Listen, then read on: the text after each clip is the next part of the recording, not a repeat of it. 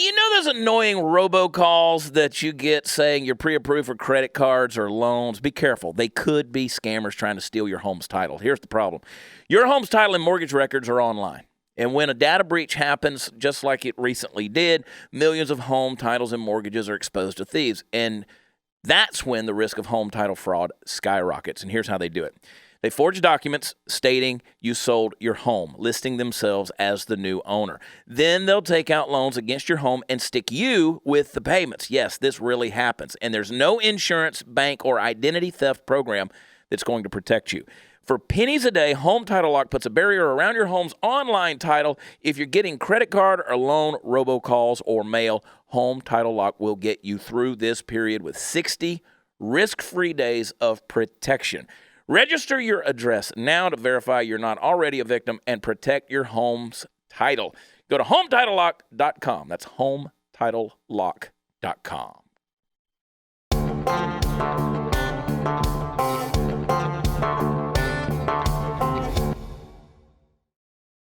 Hey, it is party time, Mom. Welcome to another episode of the Chad Prather Show here in this mothership called Studio 22. Right here, Mercury Radio Arts. The Puppet Master Mark is sitting at the helm flying this ship. This is going to be very educational for everyone. It could be another way of saying we're going to be shoveling a lot of BS in here. Candace, the queen of the Ethiopians. Do you think that this could get interesting? What we're going to do today. Yeah, definitely. And this was Candace's idea. So send all hate mail to Candace, Queen of the Ethiopians, at africa.gov. That's the correct email. That is the correct email to send all that hate to. Send all that hate. All the hate. Send all that hate. In the Peanut Gallery, we got Party Foul Steve and my good buddy Brian Bledsoe hanging out over here. Trend Chat 24/7. Follow him on Twitter and all the grams and the books and the faces. And Facebook and Twitter, social media, is taking over the world. It is a social government. It is a censored platform. Come follow me on all social and follow me on Parler. Let's blow it up with free speech. The gloves are off. I'm telling you, Twitter, Facebook, driving me up the wall. I did a video just the other day about Antifa and Portland, Oregon, and Andy No, and all that stuff, and it was up for 20 hours, and they pulled it down. Absolutely no reason for them to pull it down, but I'm sick of it. I'm sick of it. It's party time, Mom. Sick of it. I work hard to put up this much vitriol and have them pull the video down. Brian, have you had that happen with your stuff? Have you had any censorship? Because I don't. It's the algorithm's crazy. I've been in Facebook jail once or twice. Yeah. As far as anything else, not so much, not yet. But yeah, being that I'm on, Chad Prather Show might change. Yeah, it could happen. Facebook jail changes a man. Changes a man. You come out different. I've had 2 posts on Instagram taken down this week. One was Betsy Ross sewing the Trump flag, and they didn't like that. Donald Trump Jr. actually shared that one, and they didn't take his down. They took mine down, though. But anyway, I need my piece of paper. Party time, Mom, stay horned. And then I took one down about something I said about Megan raping Ho with the soccer team. What?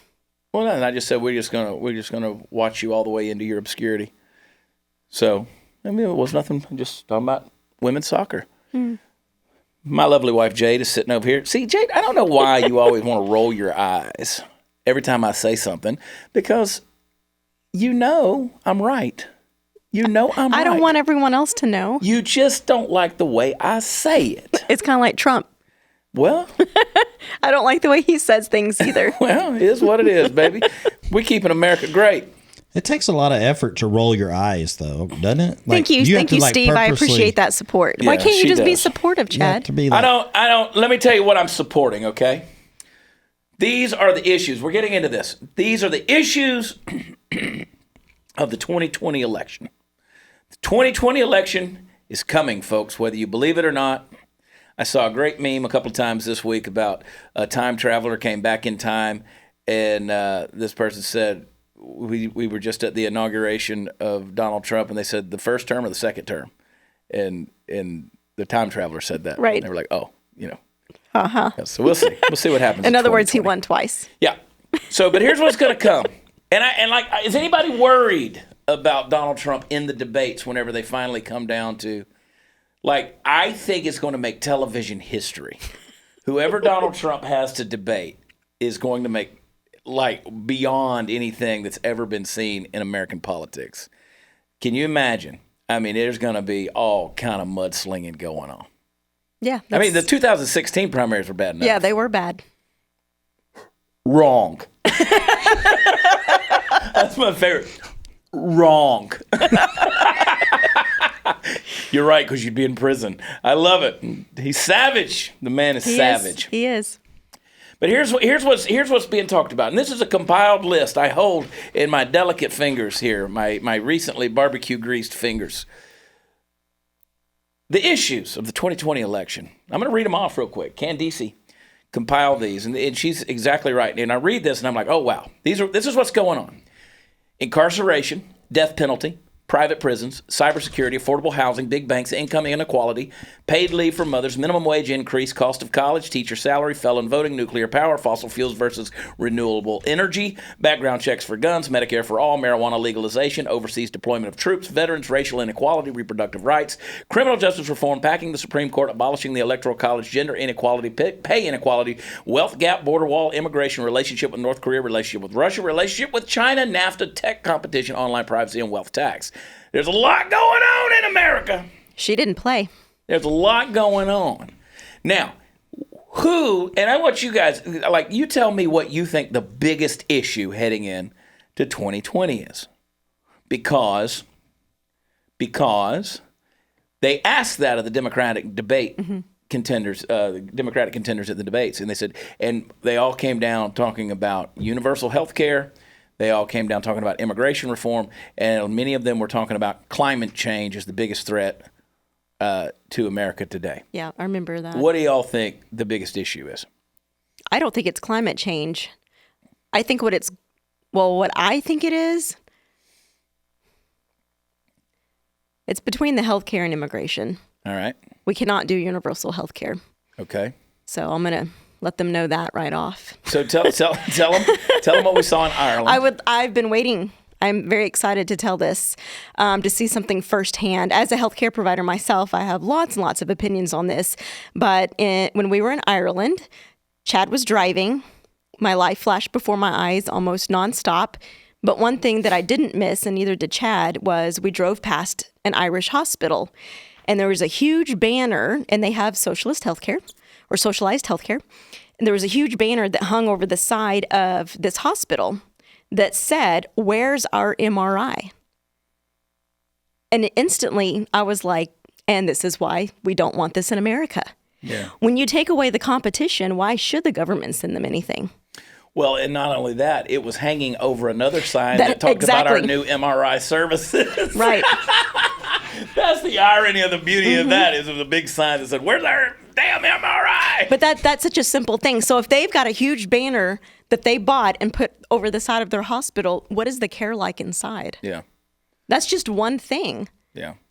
And that's so scary. That's the last thing I would want to do, is to bring that to America. Competition is so important to be sure that your surgeon and your healthcare providers are the best of the best. So if all the healthcare providers get paid the same, then we've taken away the competition. And just like everyone else, healthcare providers have to get paid so that they'll go to school to learn what they need to learn to be the best. Party Foul Steve, what do you think the biggest issue facing 2020 is? I think this time next year we'll still be talking about immigration. All right, Brian? Actually, that was my answer as well. Thank you, Party Foul, for taking that away from me. But I was also, I guess, the quote-unquote reproductive rights. But okay. I was saying basically the abortion issue. Yeah. That's the way they don't want to say it. But real quick, Mark, Candace, y'all got one? Healthcare and defense. Defense, okay. Mark, you got something? I think immigration is going to still, as far as the election goes, is going to be the biggest theme. Yeah. That's what I feel like. I do think immigration is a big deal. I agree with you on a philosophical level and a spiritual level as far as life is concerned, Brian. And I think healthcare, I think immigration, Big deal, because it will do exactly what Barack Obama said. And he said it early on, fundamentally changing the United States of America, fundamental change. We're starting to see that. But let's talk about it. Incarceration. Okay, I'm just going to go down and list on some of these ones that stand out. So why is that an issue? Well, let me tell you something. Donald Trump's done a heck of a job working on prison reform. I mean, who would have thought that Kim Kardashian would be the person at the forefront who's bringing prison reform to the President of the United States and making this thing happen? Listen, I mean, I hope there's a lot of people that are in prisons that I don't. Yes, America has the largest prison population of any country in the world. I hope that changes. Well, I believe there's a reason for that. I think that we house a lot of people because, in other countries, if you steal, they just chop your hand off. So that makes those people not want to steal as much.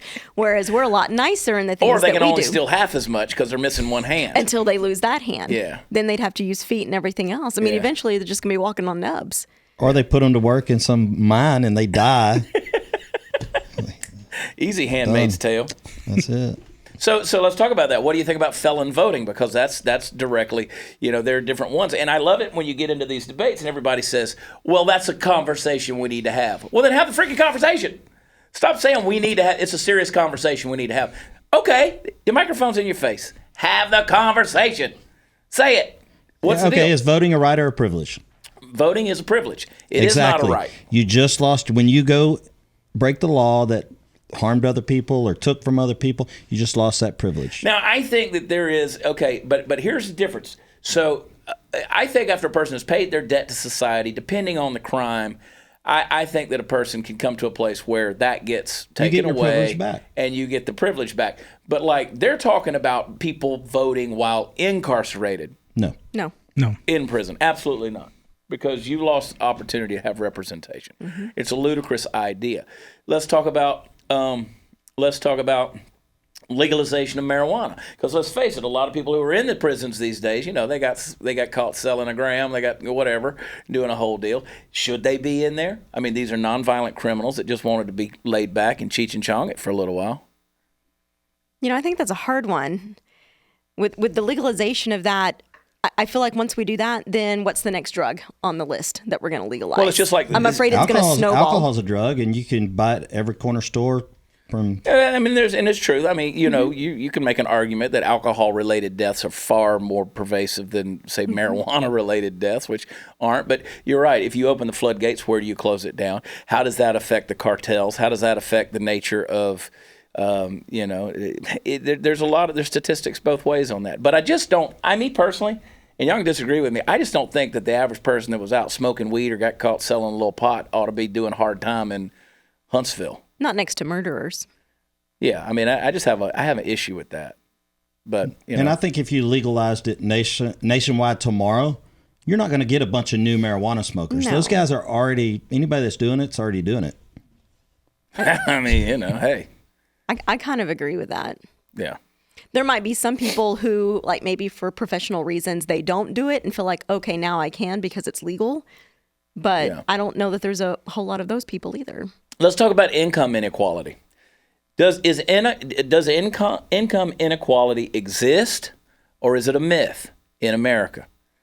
That's the debate. It exists. I mean, it exists in the sense, but it depends on how you want to see it. Yeah. Is that a good thing or a bad thing? Right. Yeah. I think it is a difficult thing. I think it's easier for the men to slingshot past the moms, because when the moms have to take time off. And it is more expensive for the company to employ the moms. It is. But I mean, somebody's got to have a baby at some point, or we're going to lose our earthly population. Hey, according to the doctors, are you days, saying men so can get those pregnant. expenses you can offset them with lower pay? No, what happens is no. What I'm saying is those men continue to work while the women take a year off or 18 months or 2 years off. Those men, continue to give to that company. So they're going to end up getting paid more, when that woman comes back, because they've been giving more to that company.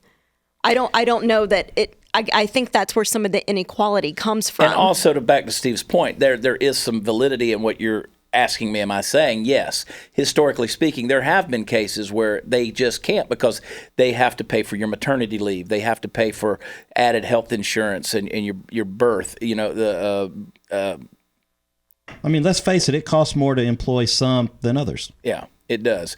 But the idea of there being a gender wage gap, it exists, but there's a reason why they exist. It's not that there is just an out-and-out war against women that says we're going to pay you less.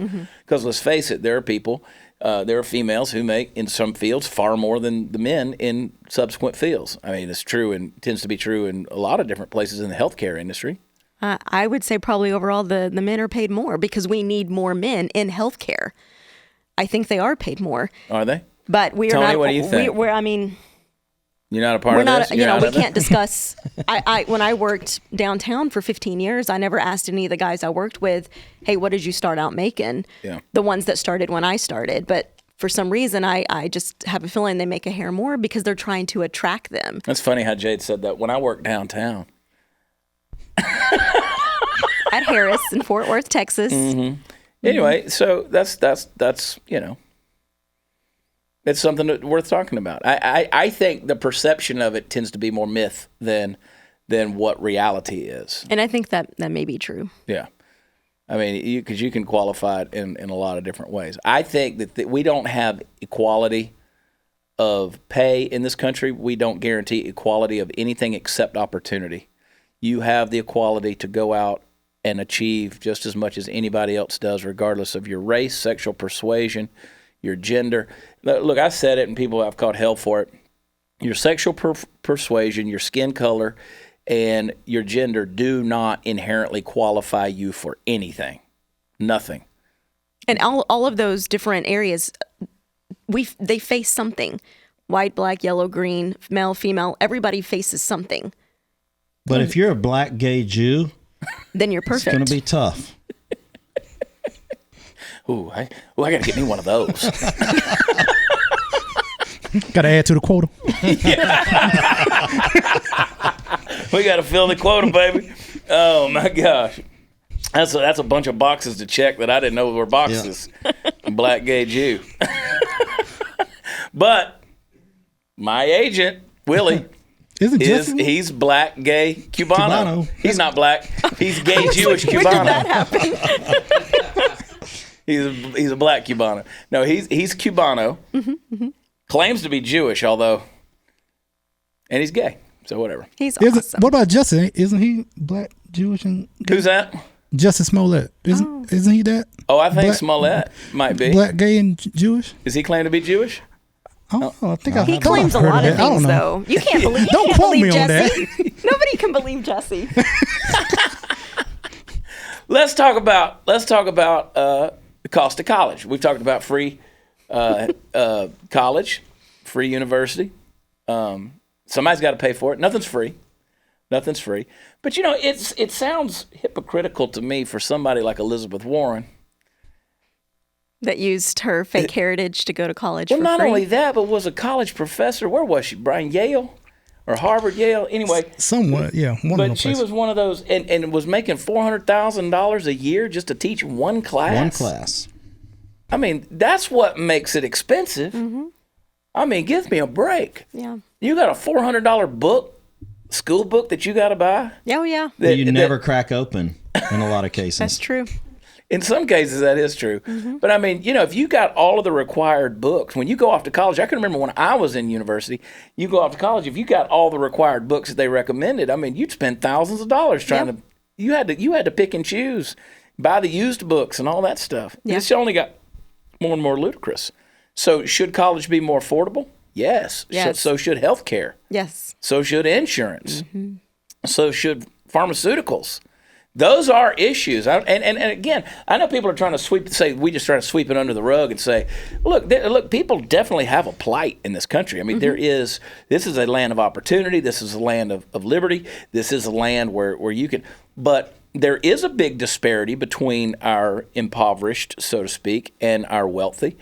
And that middle class group of people, they struggle. They really struggle. And to get private insurance, to get You know, it's tough to get an education. I think a lot of these costs come from federal bureaucracy. Yeah. That basically raise all the costs, whether it's college or anything like that. I think we don't really tackle that issue. We always want to basically try to tax the rich and everything, but we never look at where the federal bureaucracy is basically adding to the cost and making it difficult, and regulations and on and on.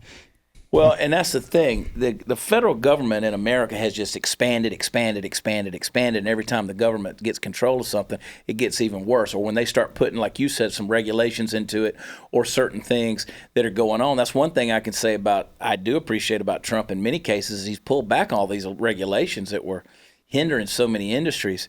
And, you know, we can argue that till we're blue in the face, what's right and what's wrong. You got to have some regulations. You can't just have things run roughshod. But conservatives, I'll pick on conservatives for a minute, because we haven't conserved a darn thing. We haven't done, the whole point of being a conservative is about limited government. You bring yourself down and you govern yourself, you govern your community, govern your, you know, the things that are under your control. But we've expanded. I mean, there's so many people out there. Y'all tell me if this isn't true. There's so many people out there who speak conservative and live liberal, and so many people who speak liberal and live conservative. Oh, I know one. Her name is Mom. Yeah, your mom lives like a total conservative. Yeah, but she is convinced that Orange Man is bad. Yes, and so you know, but she raised me conservatively as well, which I think is why I am successful today. Yeah, that's the reason your mother's successful. That's exactly right. Yeah, but Same here. Yeah. Yeah, I mean, perfect situation. You know, Brian's story. You know, I mean, that's. You're raised a certain way, being told a certain thing, but again, the philosophy doesn't match up with the actions. And I know people who have, all of a sudden, they said, we need limited government. I'm a conservative Republican. If you gave them a limited government right now, tomorrow, they couldn't survive. No. They'd lose housing subsidies. They would lose health care subsidies. They would, you know, their state-provided health care. There's all these different things that they would lose. And it's a fact. Yep. Can I give one example in that now? I guess think about the FDA in one. So is that a department that needs to be, you know, done away with? I mean, people want to, what they mentioned, the EPA or whatever, let's say the FDA. So if tomorrow we didn't have that department anymore, then all of a sudden you would have to look at everything that you buy and have to basically, I guess, sterilize it yourself or something like that, and people will lose their mind. Well, you have to be educated to know what to do with the chemicals. What's funny to me, Brian, is how you watch a commercial about something. These claims have not been verified by the Food and Drug Administration. I'm like, then what the hell are they doing? They haven't verified nothing. Take it your own risk. Every bottle I buy, everything I buy at the grocery store, I look at it. Well, not approved by the FDA. What are they doing? They're not approving. So you probably shouldn't buy it. But I mean, you start looking, 90% of the stuff you buy is going to say these statements have not been verified by the Food and Drug Administration. Not 90%. That's but I agree with what you're saying, Brian. When we take away those departments, it's going to leave us open. And that's dangerous. Right? Is that what you're trying to say? Yeah, I mean, I'm all for limited government myself, but I haven't lived under it myself. Right. And so to think of the prospect of actually living that way, as much as I am for it, I understand that it would be hard. It would be. It'd be something I have to get used to. Now, am I fine with that? I kind of go back to that to the Thomas Jefferson quote. You know, I prefer a dangerous freedom as opposed as over a peaceful slavery. Yeah. So I'm willing to go with that, but I also don't want to sugarcoat it like a lot of people tend to want to do. I want to make it seem like, oh, well, if we had all this freedom, it's just going to be, all sunshine and rainbows. But no, it's going to be difficult if you have to really, if you had true limited government. Yeah. And I say that's the point I'm trying to make, because people don't realize how good we actually have it and how we've been spoiled by that. But what I get down to is when we're spending, billions of dollars to make sure that the spotted owl stays in the tree and this kind of stuff. I mean, there are necessities. Look, we live in a country where the lifespan and expectancy has gotten much, much longer. I mean, one of the biggest demographics in America today are people turning 100. Yeah. Centenarians. I mean, that's a major thing that's happening right now. So, we have not only long expected lifespans in this country, but we have to be able to take care of those people as well. And so there's a lot going on. I mean, you do need, that's the thing. And I'd love y'all's input. And I'm talking to you and Mark and Candace and all of you guys, but people get on to me all the time because I'm very outspoken against socialism. I don't care if you call it democratic socialism. I don't care what you want to call it. I'm against it because, again, it's like I said earlier, it's not that I'm afraid of the burn, it's the afterburn. Right. Because once you institute that economy into a culture, well, it's just a generation or two before there's some despot or some non-benevolent leader that's going to rise to power and going to use that against the people that don't conform, because that's what history has shown us. Now, you could call it the Venezuela burn. Well, it's that. I mean, it's Stalin. It's I mean, again, Karl Marx writes this thing and comes, and so everybody's like, well, Karl Marx wasn't that way. He wasn't that way. No, but a generation later, you got Vladimir Lenin, and you got Joseph Stalin, and you got Nikita Khrushchev, and you've got, this stuff is bad. It gets bad. Yeah, and as you talked about the Maduro, I mean, in Venezuela, it gets bad. So I'm against it. But people always want to come to me and say, yeah, but you don't mind having Social Security, or you don't mind having a post office, or you don't mind having roads, or you don't have. And I always try to tell people, I don't know why it's so dang hard for it to get it through your heads. Just because you have social programs doesn't mean you're socialist. There's a huge difference. We use social programs. They're in place for a reason. Things like welfare. Welfare, as we've said it till we're blue in the face, it's cliche at this point. You don't live on welfare. No. That's not the right pattern. It's not why welfare exists, but people want to. Right. Are we going to create a welfare state whereby everybody gets provided for by the 1% who gets taxed half to death and 90% tax? And then, it gets ridiculous. That's what the Democrats want. That's exactly what they want to do. But then you take away that competition, like I said, and there's no longer the cream of the crop. That's the part that's scary to me. Yeah. I like the big thinkers like your son Benjamin. I mean, he is a genius. He is going to do great things, but he's got to have something to go after. He's got to have some competition. If he works all day and night and makes $4, why would he do that? So if you live in Denmark, if you're Dutch, it used to be this way. I'm assuming it's still the same way. If you want to be an engineer, they'll pay for your college education because they need engineers. They need engineers because the entire country's underwater. Right. It's below sea level. They are a system of dikes and dams. They need engineers to make sure that the dikes and dams, somebody's got their finger in the deal. Party foul, you're so adolescent. Yeah, I can't. I'm 12. So I want to put my finger in the dike. Sorry, Brian. Anyway, that's the whole deal. They'll do it. But again, there's no competition there. They just determine what you're going to do with your life right there. Yeah. I don't want to live like that. No. You don't want to live like that. I want to be free to choose. I want to have, and I want to be able to make those choices, and I want to be able to go to college, and I want to be able to afford going to college. Isn't limited? Sorry, go ahead. The ease of getting student loans has made the cost of college go up. Yes. I got a loan I need to pay. I'd like someone else to pay it, Brian. Brian. But is limited government, that's not the same thing as no government.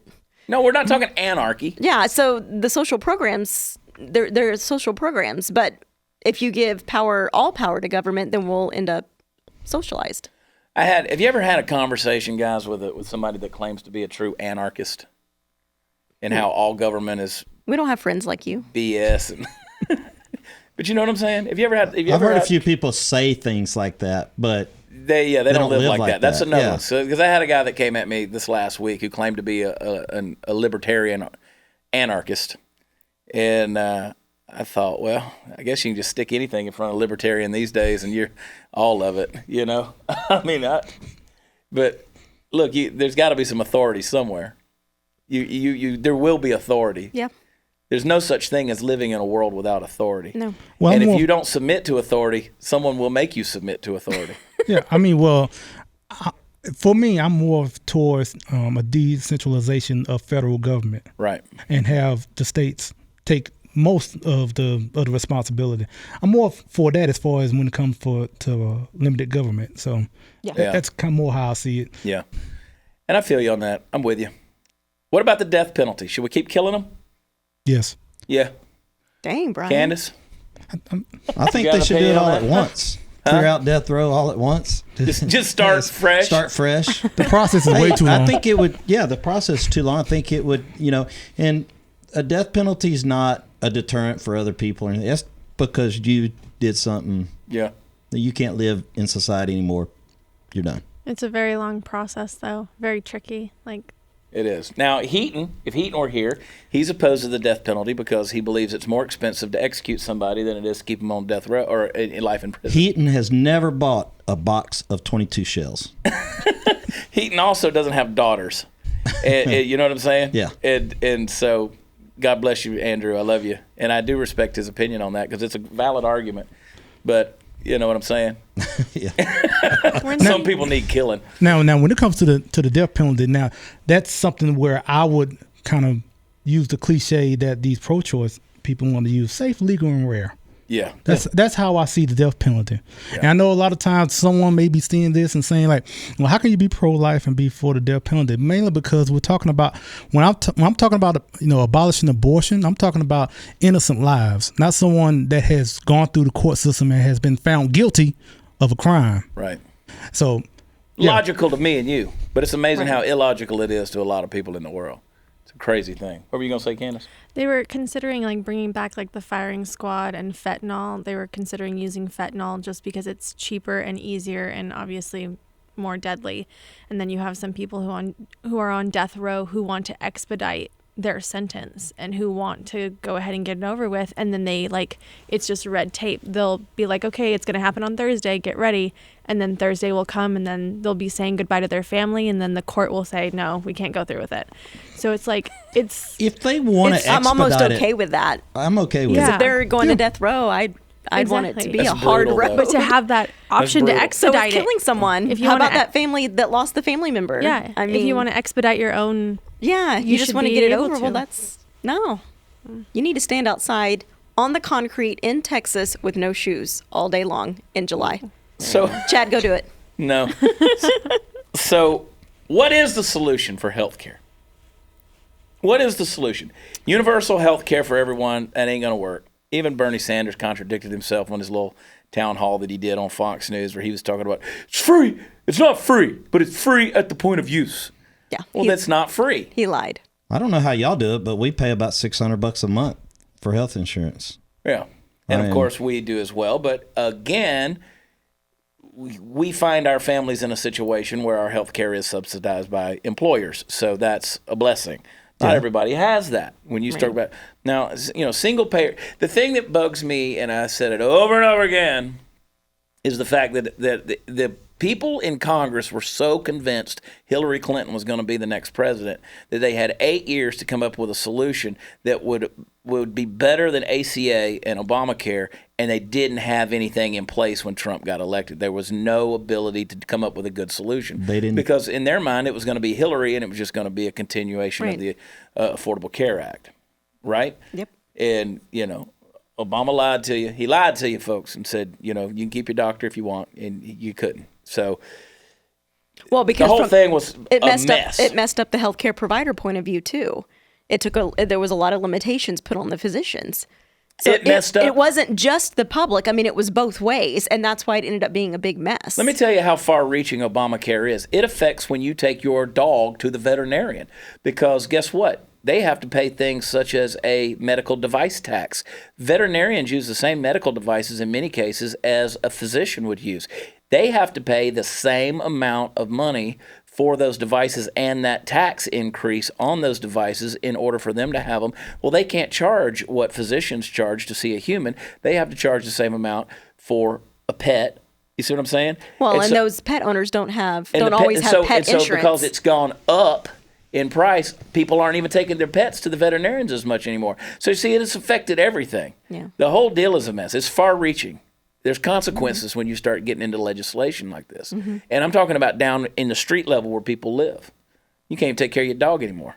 Well, I know there was during the 8 years of Obama. I mean, I can't say there was plans out there from, at least from Republicans. That I know a lot of things that I was seeing that it was getting held up as far as the conservatives were looking more of a privatized plan, and then you had the moderates in there, and for a lot of times the moderates always outweigh the conservatives, and it just never really got anywhere, and it didn't. Yeah, and it was a whole big mess. Yeah. Yep. No, I think there's going to have to be some people much smarter than me, I'm sure, watching this, because I've been round and round with plenty of discussions and debates. It's not an easy one to solve. No. Big Pharma's out of control.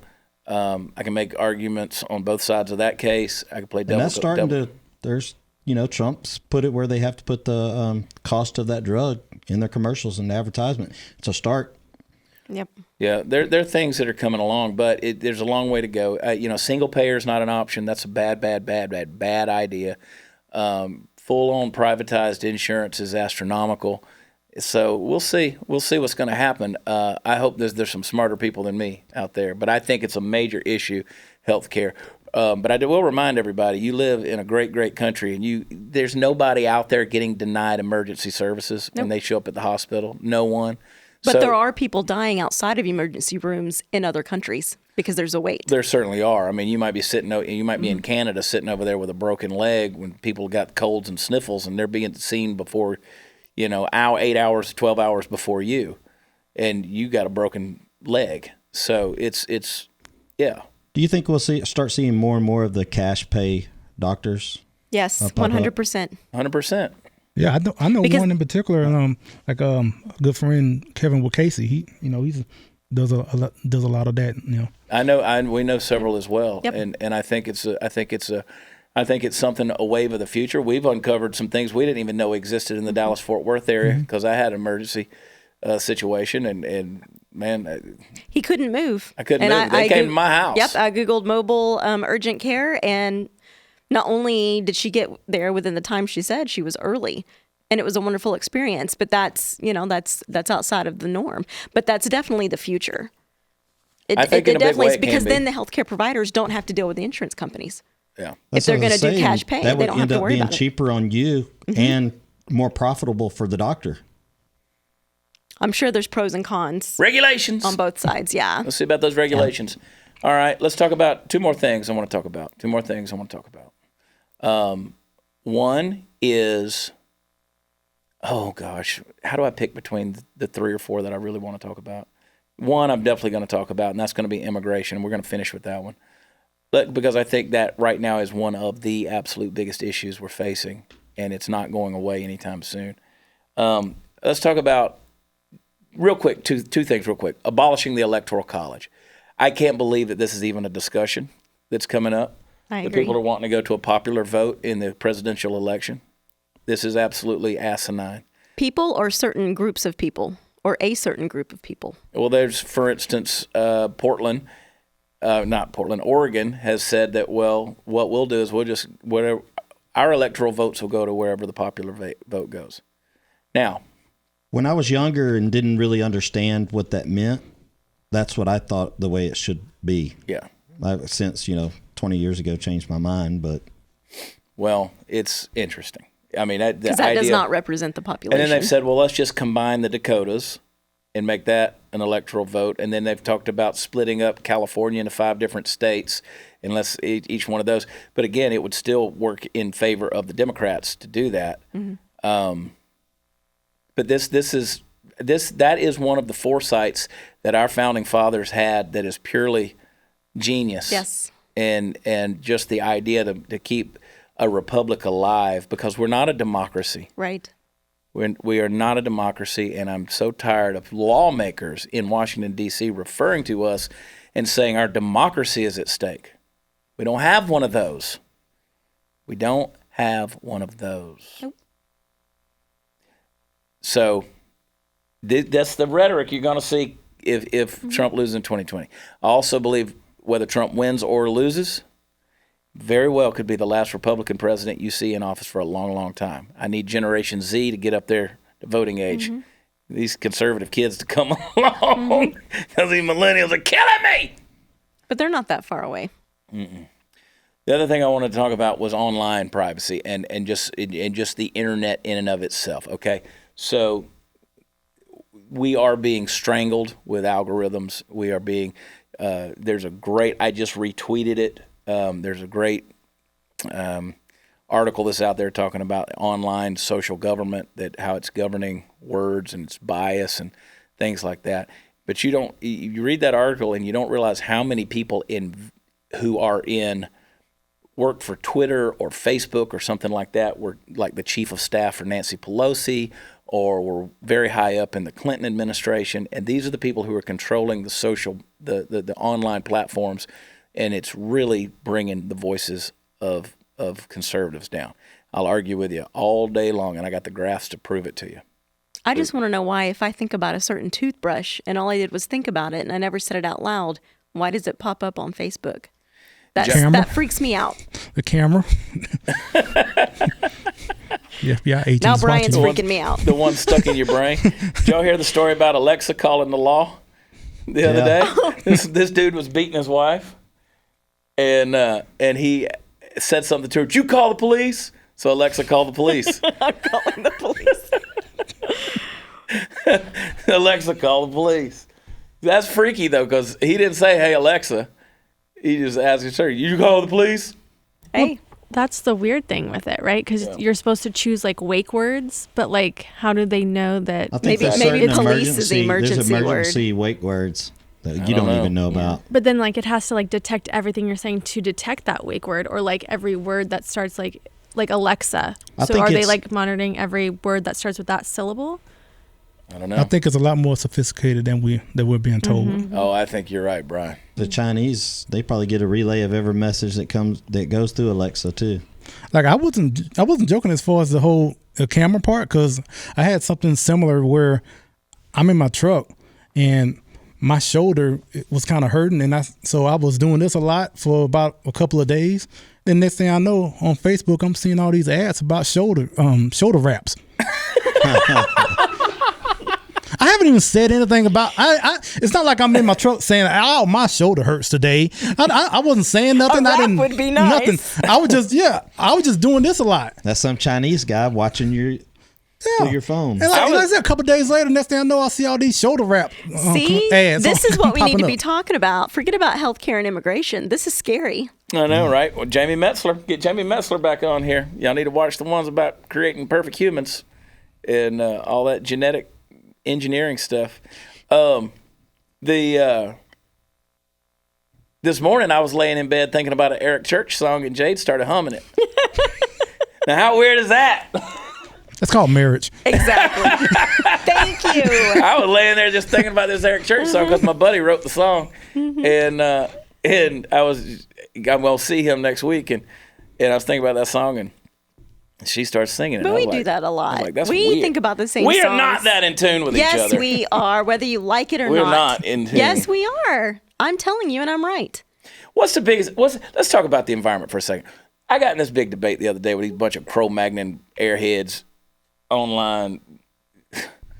Oh, my Lord. People are so stupid when it comes to this climate thing. And I just kept saying, give me evidence for climate change. Tell me. I mean, I'm not talking about weather patterns. People keep talking about weather patterns. Let's talk about climate change. Now, are we responsible to take care of the earth as good stewards? Absolutely we are. We should be. The Bible tells you to, as a matter of fact.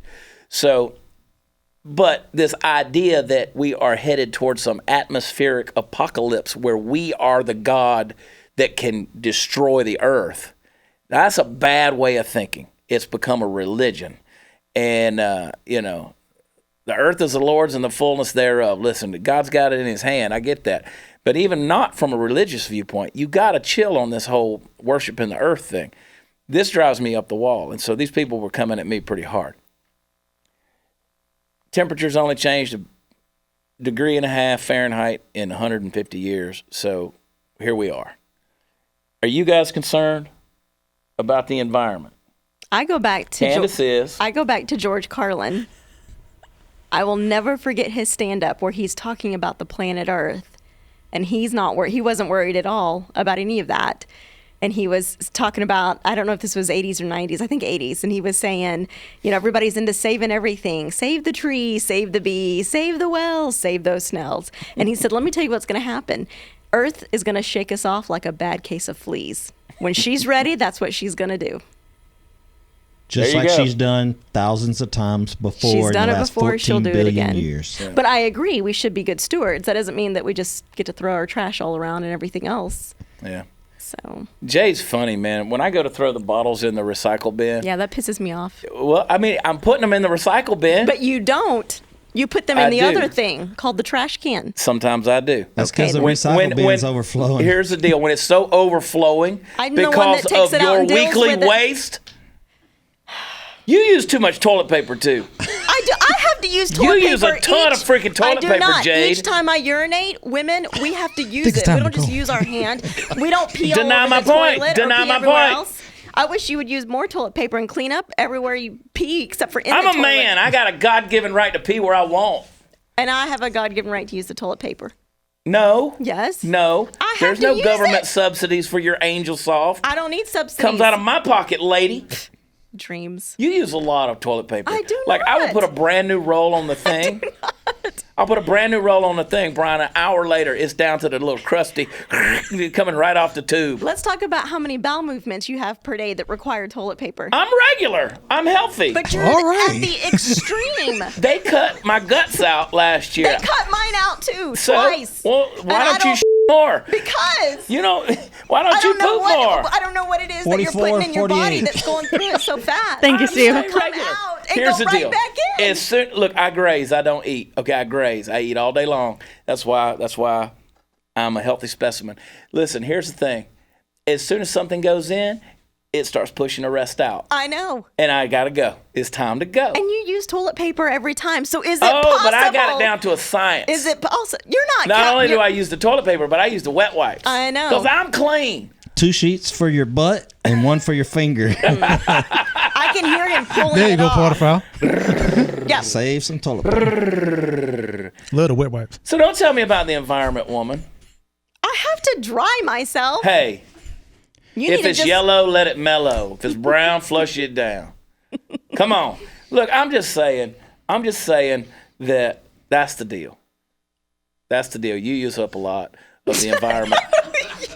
Like I feel bad for the toilet and all your bowel movements. if there's so much trash, like all this third class mail that comes and all the stuff. See, let's do away with third class mail. Yeah, well then all the socialized postal workers wouldn't have a job. So here's the thing. You got this big old box of recyclables and it's overflowing Friday to Friday. I'm not going to balance my plastic bottles on top of it. I'm going to put them in the trash and pray that the earth will survive. You're a bad man. But the thing is, what a point I was going to make is even when I would put them in there, you would take them back out and rinse them out with water How dare I? and then throw the caps in the trash. Well, you would put a pizza box in there. And it says, do not put the pizza boxes in there. And I hate when I'm going through the neighborhood and people have pizza boxes in their recycle bins. Nobody reads the top of the trash That's can, exactly Jade. right. Nobody's No one. following directions. It says that? Yeah, Yes, you it cannot does. put a I pizza read it. box in there that has had pizza on it. Why? Because you can't recycle something with food all over it. Then what's the freaking point? What about plastic plates? What about that guy that's paid to separate that bad trash from the recyclable stuff at the recycle plant? You want to take him out of his job? What about paper plates? He can. It's had He can. food He on can. it. His job can now be to wash what Chad doesn't wash. When are you going to take that other lady's job? This woman will take plastic and wash it out Yes. so she can put it in a recycle bin. Yeah. Well, you'll throw like the They peanut. gonna melt it you'll down. throw the peanut butter tub in there. They can't recycle it full of peanut butter. Jade is just thinking like forward. She's just Yeah. I don't eat I am peanut butter. forward thinking. I've never thrown peanut butter jar in there. But you would do something like that. probably. It's plastic. You don't care what's on there. You gonna rinse out the peanut butter jug? No, I usually put that in the trash. Yeah, you lying piece of I trash. have though. I Yeah, have though. yeah. I put the See Dawn how in it there goes, and I'm Brian? shaking it up. See how it goes? I can't stand women. Lord have mercy. You were standing just fine this morning. Trash. This has been a very educational episode. It has, Brian. I'm telling you. You didn't know what you're getting into. See, that's why the environment. And she got to clip her little rings that the 6-pack came in. Yes, because I don't want the turtles to get stuck in them. At least I care. I saw a funny valid meme this point. week. This dude flipping off a turtle underwater because somebody had gotten killed or something from some environmental thing because they were trying to save. It's like, F you, turtle. I can't remember what it was. Somebody had died or something in connection to Your something. fans now know that you're not that sweet. I know. I don't think there was ever a question about that. They knew. They knew I wasn't. Anyway. All right. We're going to finish with this. Immigration. Build a wall. 6 to 8 points. I say 8 points of entry. 8 points of entry.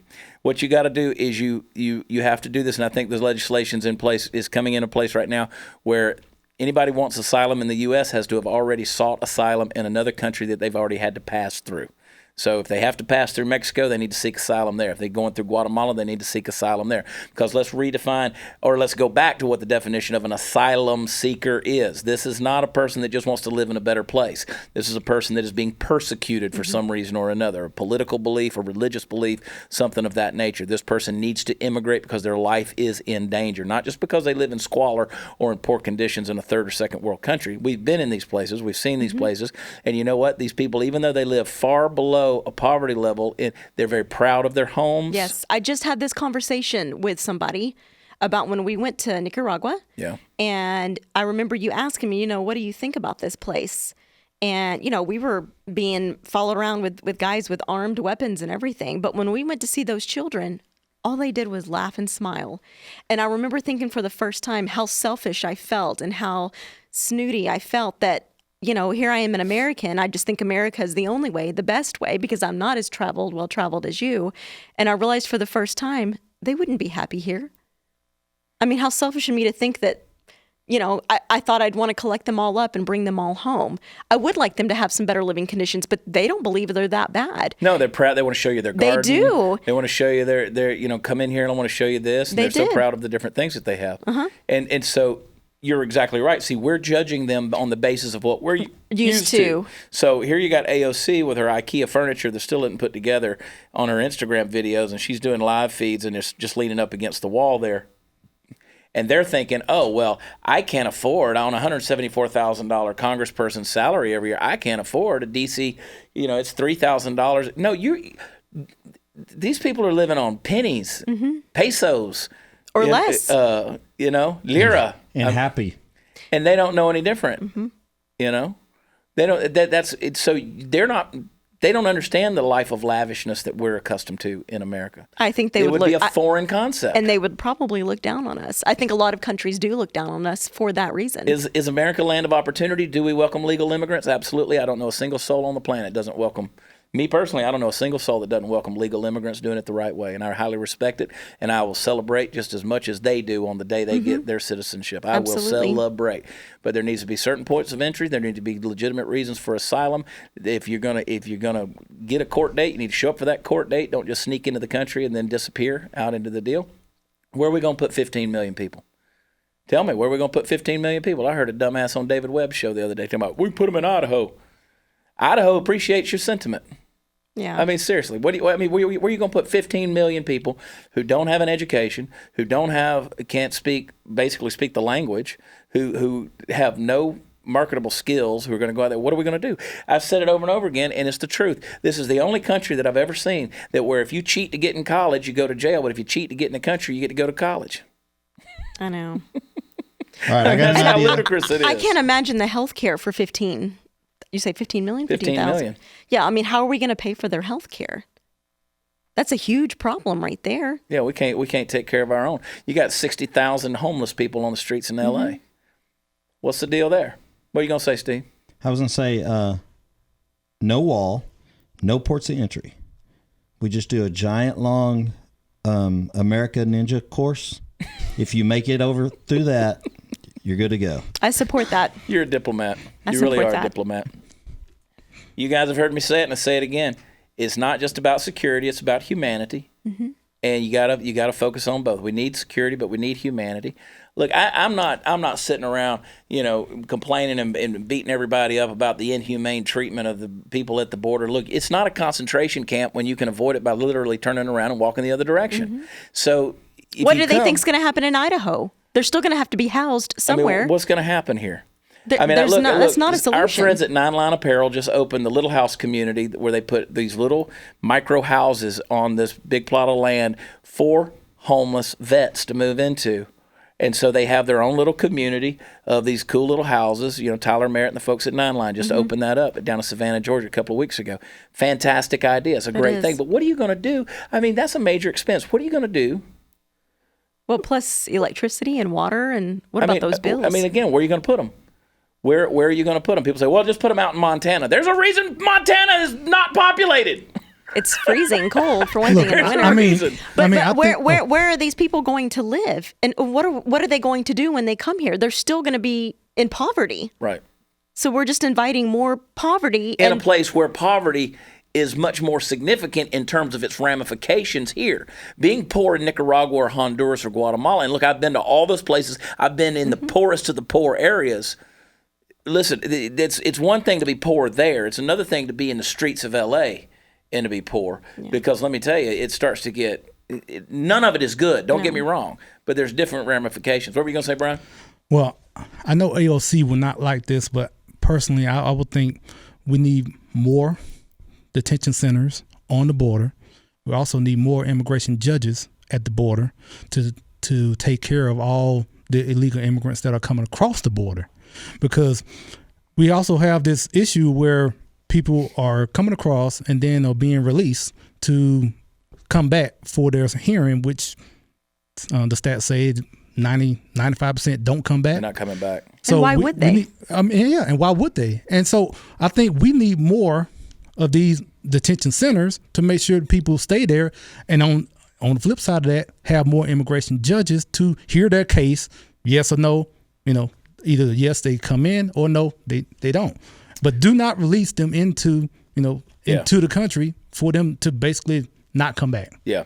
And look, it would be great if we could have about 500 more immigration judges on the border. But the problem is you've got 40,000 detention centers around the world that are run by the federal government.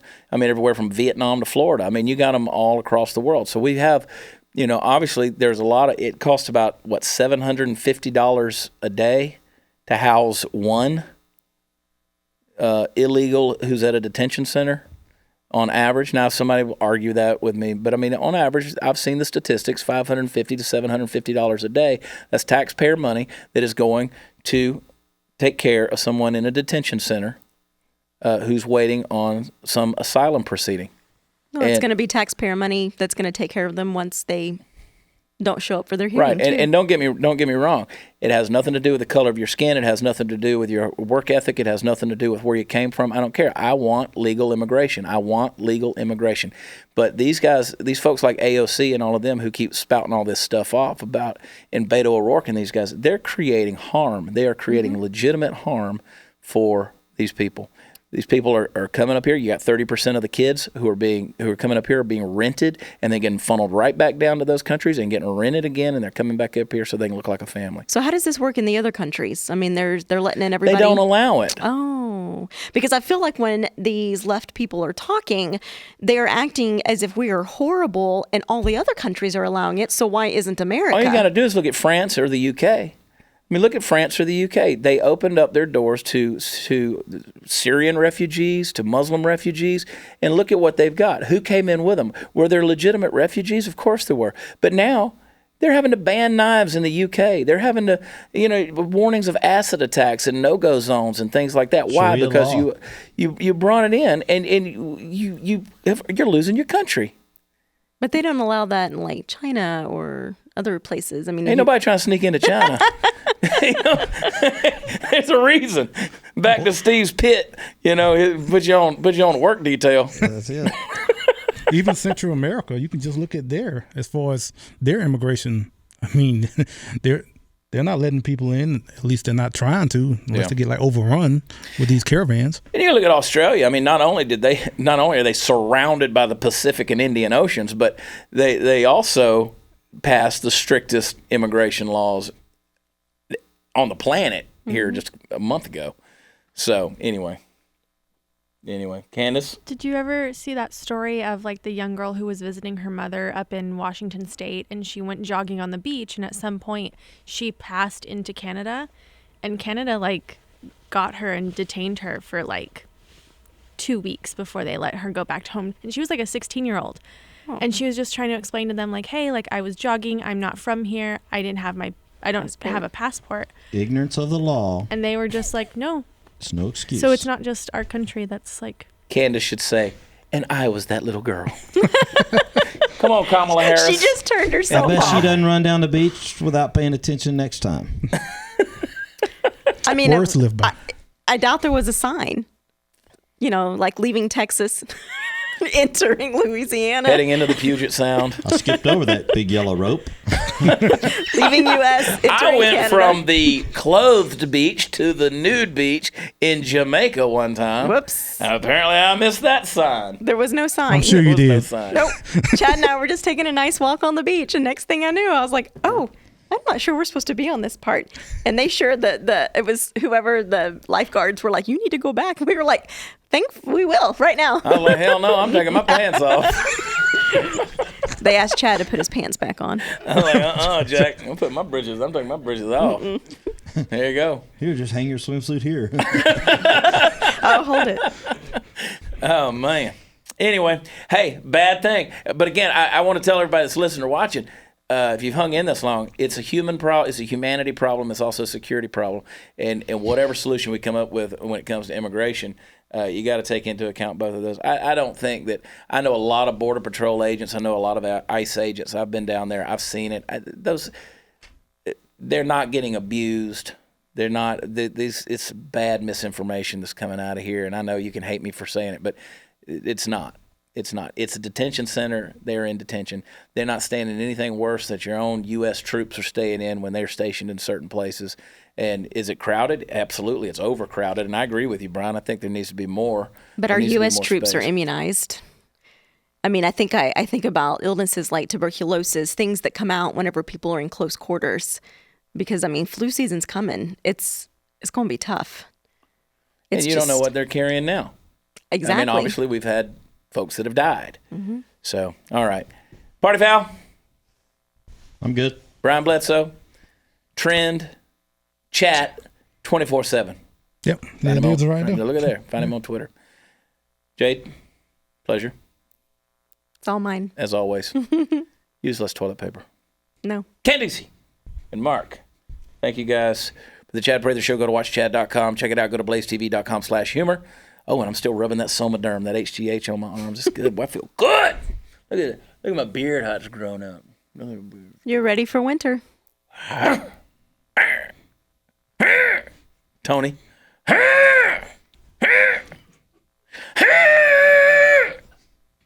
Party time, Mom! That's all for today, folks. Love you. God bless. We'll see you next time. Bye.